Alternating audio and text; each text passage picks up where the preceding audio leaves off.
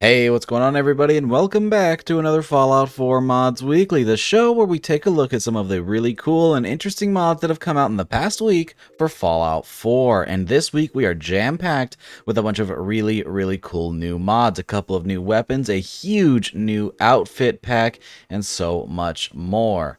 Now, we've got a lot to get started with, but first, we need to talk about your back health. If you're anything like me, and I know you are, you spend a majority of your day sitting at your desk working, playing games, or working on games, and that can take a serious toll on your back. But now, thanks to Flexispot and the Pro Plus E7 standing desk, we can say goodbye to poor posture.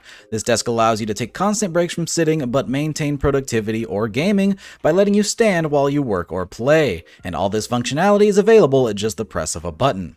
The E7's convenient keypad allows for you to raise or lower the desk to your preferred height, as well as set custom keybinds to remember your favorite positions. One of my favorite features of the E7 is how customizable it is. You can pick and choose not only the color of your desk, but the size and shape too, not to mention there are tons of accessories available over at Flexispot's website. I made sure to get one big enough for my entire PC setup. And another thing I love is the built-in cable management on the desk, allowing for my entire setup to be pretty much cord-free. With the amount of options and features, including the ability to support up to 355 pounds, the Flexispot E7 standing desk is an absolute steal compared to other desks in a similar price range. So do yourself a favor and check out the Flexispot Pro Plus E7 standing desk, and be sure to use my referral link down in the description below to get $30 off your first purchase. Your back will thank you.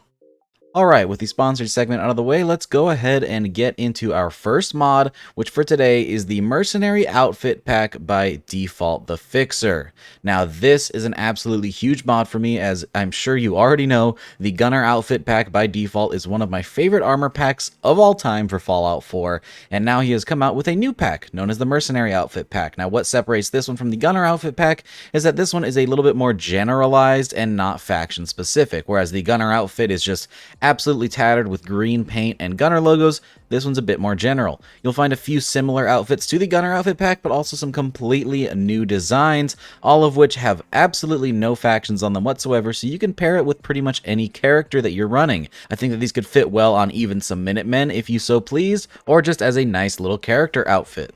Now, what's interesting about this mod is it is not added to the leveled list. Sadly, you will not find these outfits scattered around the world on enemies, at least not in the traditional way.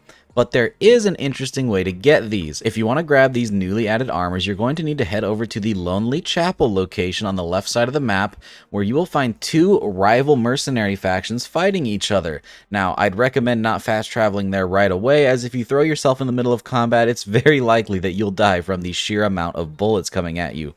But if you play it tactically and take them all out, you will eventually find that a couple of these guys not only have notes full of a bunch of lore behind these factions, but also a key to two of the locked chests inside of the Lonely Chapel. One of them is just a nice little loot chest with a bunch of ammo in it, and the other will contain multiples of each of these outfits. Now, there are a lot of outfits in this mod, 21 in fact, and you will find 20 of each of these outfits in the locked chest. But on top of that, you'll also find two unique outfits on two of the NPCs that you killed. If you'll search around, you'll soon realize that there are actually two outfits not included in this chest, and they are one of a kind, whereas the other ones, you get 20 of each, so you can actually throw them around onto your settlers or companions or even yourself. On top of the outfit, there's also 15 new hats and helmets, 5 new backpacks, 4 new masks, and a nice set of goggles, so that's pretty cool. I absolutely love the designs on each of these outfits. I think they're really neat, and they serve as pretty cool sets of armor. I hope to one day see some leveled list integration just like we got for the Gunner Outfit Pack, but it's really just up to a modder who wants to take on that task,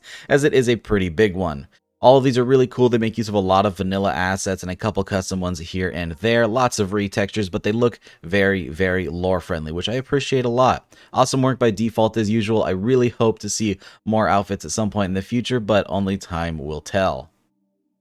Moving on, we have the Volkssturmgewehr by Cadavver. This is going to add yet another Call of Duty Vanguard weapon into Fallout 4. Specifically, this is going to be what is essentially the normal version of the radium rifle from the Far Harbor DLC. And because this is the real-life version of that rifle, you can download this either as a standalone weapon or as a replacer for the radium rifle if you want something a little bit nicer than the vanilla version. If you go ahead and decide to download either of these options, you're going to have this new mod that is jam packed full of features, including support for see-through scopes, support for tactical reload, and even support for the side aim framework, which will allow you to use canted sights, so that's pretty neat.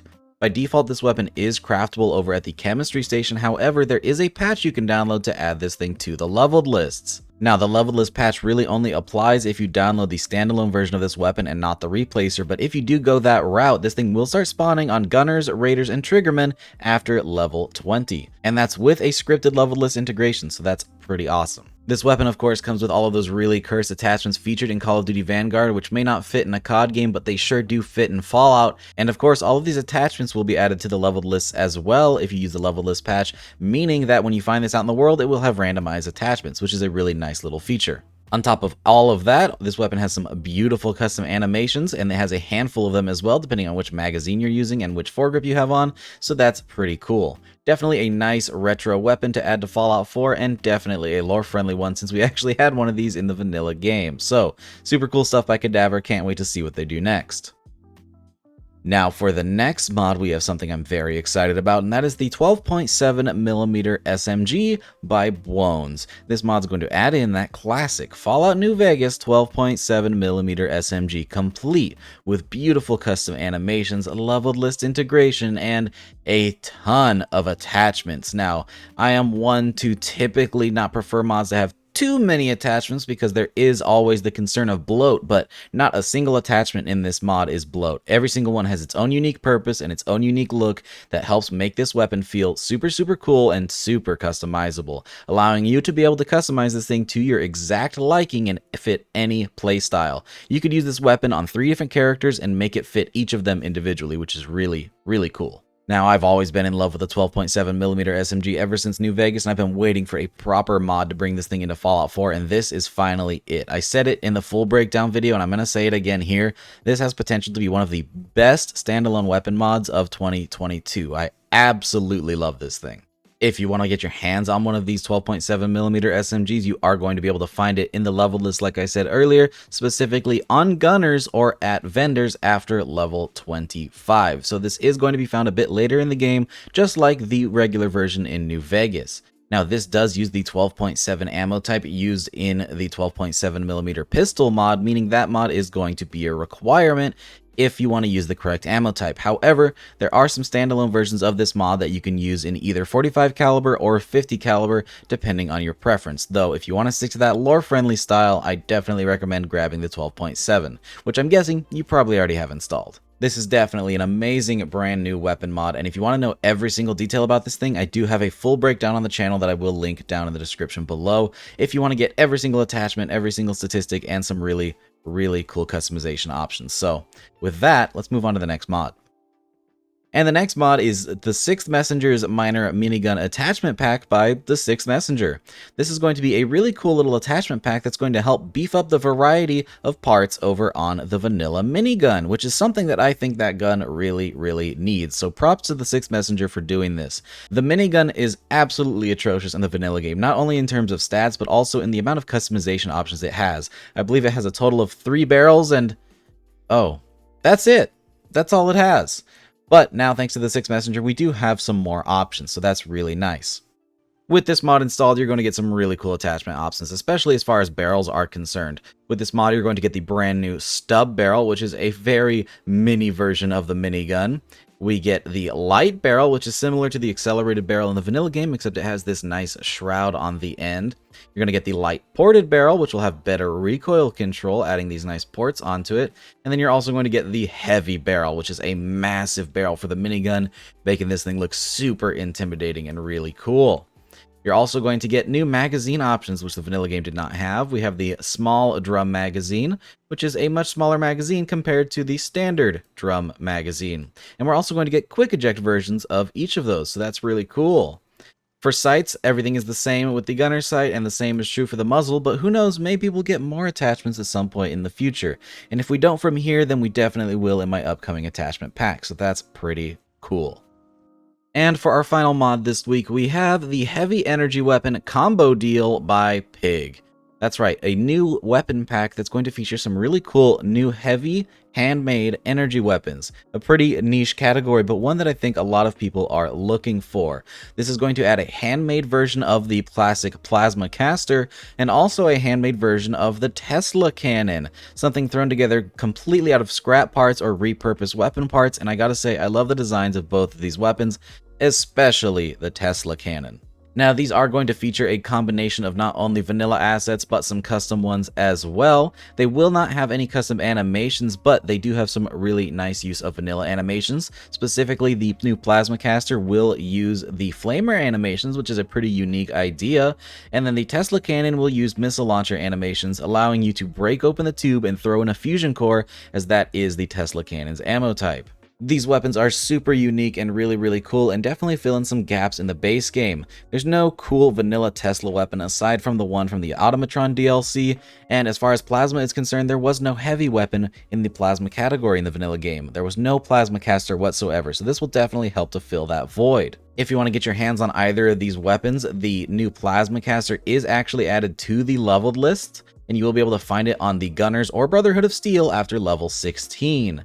But if you want to get the Tesla Cannon, that one is actually a unique weapon. It is one of a kind, and you can find it in the basement at Gunners Plaza. So it is pretty high damaging, and a little bit on the, I don't know, overpowered side, but it's one of a kind, and you do have to work to get it, so that's pretty cool. At the very least, you can use this thing as maybe an anti-vertibird type of weapon, because it does really excel at that, and I think that was the design behind it in the first place.